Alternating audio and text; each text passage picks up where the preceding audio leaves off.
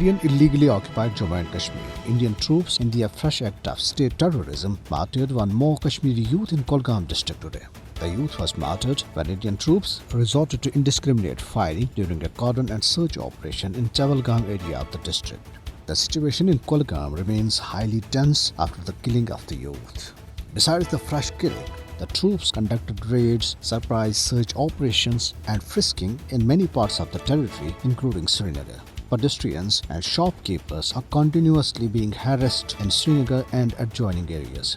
The occupational troops arrested 4 youth during raids in their houses in Badrua area of Dora district. They also seized their mobile phones and other documents. Meanwhile, the All Parties Hurriyat Conference spokesman in a statement issued in Srinagar expressed grave concern over the deteriorating situation due to unrelenting brutalities of more than 1 million Indian troops in the occupied territory.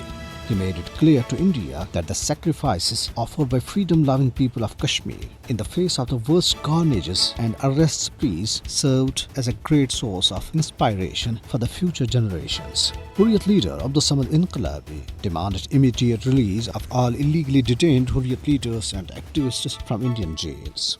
A Srinagar-based local rights watchdog, International Forum for Justice and Human Rights, has documented 47 mentally retarded people who have been killed by the Indian forces over past 3 decades in Indian illegally occupied Jammu and Kashmir.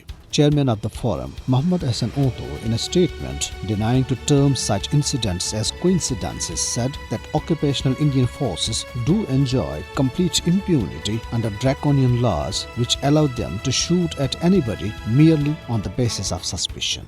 He said, although the government promises probes, but nobody ever has so far been held responsible.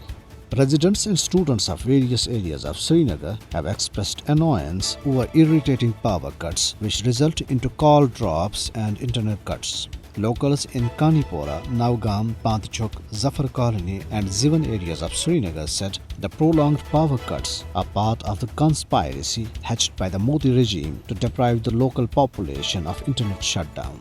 OIC delegation led by Special Envoy for Jammu and Kashmir, Yusuf Ad-Dawbi, visited Muzaffarabad along with senior diplomats from Saudi Arabia, Morocco, Sudan and Maldives. During the visit of a local refugee camp, the delegation was briefed on elaborated measures taken for socio-economic well-being of the inhabitants who fled from Indian atrocities in Indian illegally occupied Jammu and Kashmir.